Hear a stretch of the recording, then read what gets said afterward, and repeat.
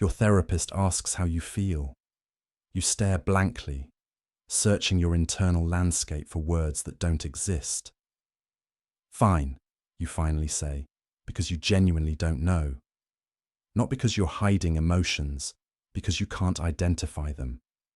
Your chest feels tight, your stomach churns, your jaw clenches. But translate that into sad or angry or anxious. Impossible. Welcome to Alexithymia, the condition where emotions exist, but language for them doesn't. Alexithymia affects approximately 10% of the population. The Greek roots translate literally to no words for feelings. People with alexithymia experience emotions, their bodies respond, their nervous systems activate, but they cannot identify, differentiate, or describe what they're feeling. It's like having a complex internal radio station broadcasting in a language you don't speak. This isn't low emotional intelligence. Emotional intelligence involves recognizing emotions in yourself and others, then managing them effectively. Alexithymia is more fundamental. It's the inability to recognize the emotions in the first place. You can't manage what you can't identify. It's the difference between poor vocabulary and speaking an entirely different language. Alexithymia has distinct neurological markers. Brain imaging reveals reduced connectivity between the limbic system, where emotions generate, and the prefrontal cortex, where language and conscious processing occur. The emotional experience happens, but the translation to conscious awareness fails. It's a communication breakdown between brain regions. The anterior cingulate cortex, which typically integrates emotional and cognitive information, shows reduced activation in people with alexithymia. The insula, crucial for interoception, sensing internal body states, also functions differently. These differences mean emotional signals either don't reach conscious awareness or arrive without the labels that make them interpretable. This explains the physical-only experience many describe. You don't feel sad. You feel heavy limbs and fatigue. You don't feel anxious. You feel nausea and rapid heartbeat. The somatic sensations exist without the emotional translation. Your body knows something's happening, but your conscious mind receives only physical data, not emotional meaning. Interestingly, alexithymia exists on a spectrum. Some people have complete emotional blindness. Others struggle only with subtle or complex emotions. They recognize obvious anger or joy, but can't differentiate anxiety from excitement or guilt from shame. The nuanced emotional vocabulary remains inaccessible.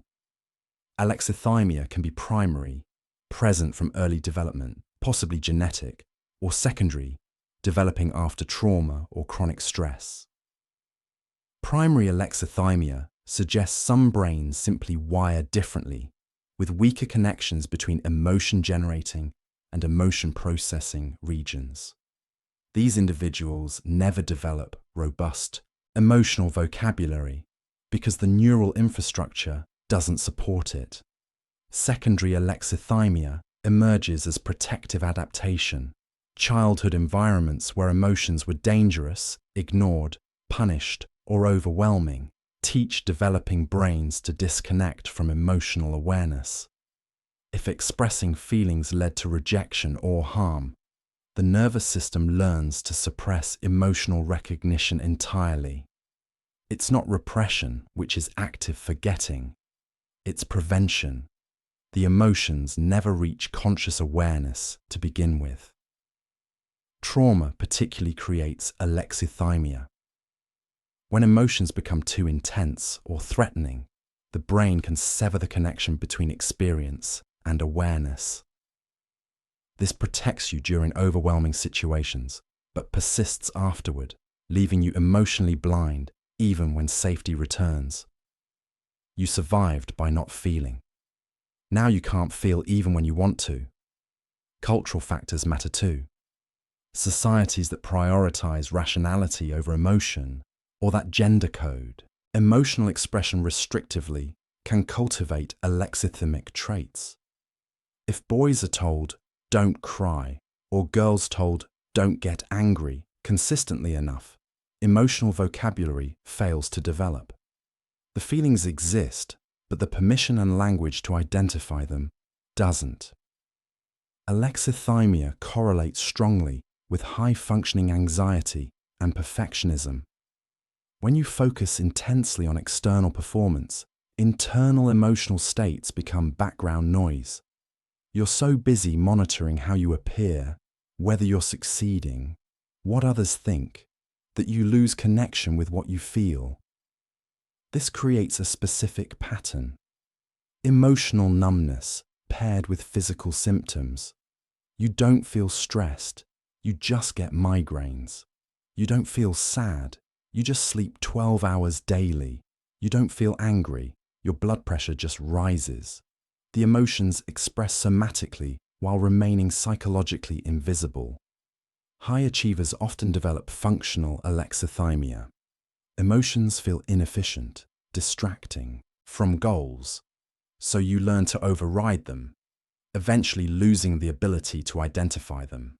You become a high-performing machine that occasionally malfunctions physically without understanding why. Your body keeps trying to communicate emotions your conscious mind no longer speaks. The perfectionism link is particularly strong. Perfectionists often have rigid, dichotomous thinking. Things are good or bad, success or failure.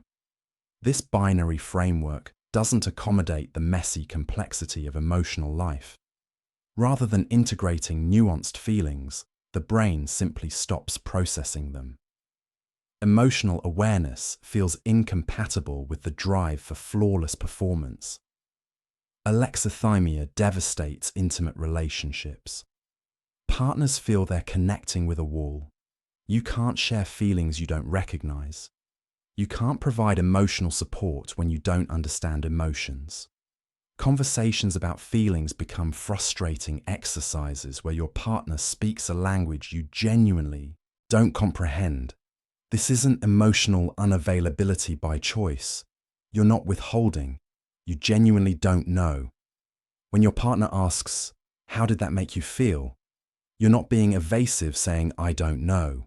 You literally don't. The question might as well be, "What color is Tuesday?" It's category confusion, not defensiveness.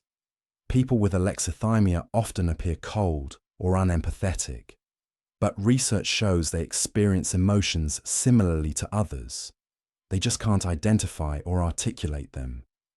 They might feel deep love but express it only through actions, never words. They might feel profound grief but show only physical exhaustion. The emotions exist. The translation doesn't. This creates painful misunderstandings. Partners interpret emotional inarticulacy as lack of feeling. Friends assume you don't care because you don't express care emotionally. Meanwhile, you're confused why actions aren't enough, why people need verbal, emotional confirmation of what you thought was obvious through behavior. Alexithymia significantly increases depression risk. When you can't identify emotions, you can't address their causes. You feel terrible, but don't know why. This makes problem solving impossible. How do you fix what you can't define? The vague, pervasive sense of wrongness becomes depression. Traditional talk therapy often fails people with alexithymia. Therapy requires emotional awareness and verbal expression, precisely what alexithymia prevents. Being asked to explore feelings when you can't identify them feels pointless or overwhelming. You leave sessions frustrated, convinced therapy doesn't work for you, when really the approach doesn't match your neurological reality. The inability to regulate emotions you can't recognize creates chronic dysregulation. Emotions build without conscious awareness until they overflow as physical symptoms or behavioral outbursts. You're fine, fine, fine. Then suddenly you're having a panic attack or screaming over something minor. The emotions accumulated invisibly until they force themselves into awareness through crisis. This distinction is crucial. Emotional suppression is conscious. You feel anger, but push it down. Alexithymia is preconscious. The anger never reaches awareness. Suppression takes effort and creates internal conflict. Alexithymia happens automatically without internal struggle, because there's nothing to struggle with. The emotion simply isn't available to conscious processing. People often confuse the two. Therapists might assume you're suppressing when you're actually alexithymic. The interventions differ dramatically. Suppression responds to permission and safety to feel. Alexithymia requires building entirely new neural pathways and developing vocabulary from scratch. It's not about allowing emotions, it's about learning to recognize them. Similarly, alexithymia differs from emotional blunting caused by depression or medication. Blunting means emotions feel muted, you recognize them, but they're less intense. Alexithymia means emotions aren't recognized at all. The intensity exists, but the identification doesn't. This affects treatment. Antidepressants might help blunting but won't address alexithymia's fundamental recognition problem. Recovery involves learning emotional language, like learning any language, through immersion, practice, and patience. Body-based approaches work best because physical sensations are accessible when emotional labels aren't. You learn. Tight chest plus rapid heartbeat often indicates anxiety. Heavy limbs plus fatigue often indicates sadness. Clenched jaw plus heat often indicates anger. This is reverse engineering emotions. Instead of feeling anxious, then noticing physical symptoms, you notice symptoms, then deduce the likely emotion. Over time, with repetition, the connection strengthens. Your brain builds new pathways linking bodily sensations to emotional labels. The translation becomes more automatic, though often remains less immediate than for neurotypical processors. Emotion wheels and charts provide visual frameworks. When you can't generate emotional words spontaneously, you can point to options. Am I feeling frustrated, disappointed, or overwhelmed? Becomes answerable when you can't spontaneously generate the answer. It's scaffolding for developing internal vocabulary. Somatic therapies like EMDR, somatic experiencing, or sensorimotor psychotherapy bypass verbal processing. They work directly with body sensations and nervous system states. This matches where alexithymic people actually experience emotions, in the body, not the mind. You learn to track sensations, notice patterns, and gradually attach meaning to physical experiences. Alexithymia isn't entirely deficit. People with alexithymia often excel at logic-based problem-solving precisely because emotions don't cloud judgment. They make excellent crisis responders. Their emotional detachment under pressure is adaptive, not problematic. They're often highly reliable because emotional fluctuations don't derail their consistency. This doesn't mean alexithymia is desirable.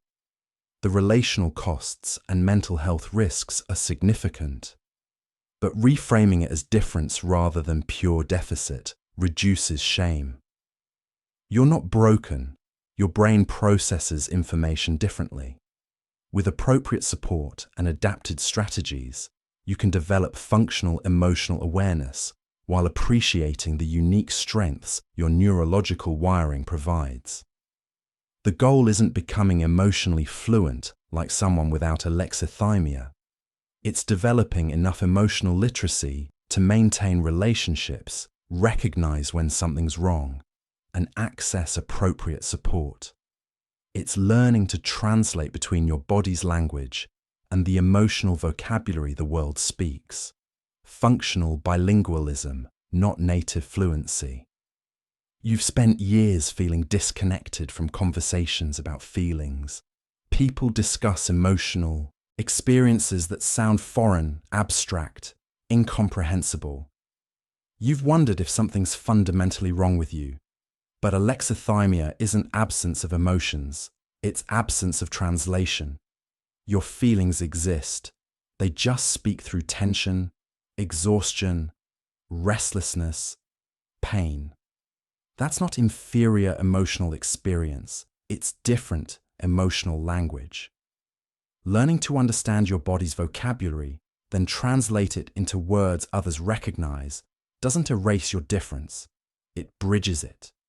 You're not emotionally deficient. You're emotionally multilingual. Learning to interpret a language your brain doesn't natively speak. That's harder than people realize. But possible. And worth it. Not to fix yourself, but to connect more fully with others and yourself. The emotions were always there. Now you're learning to hear them.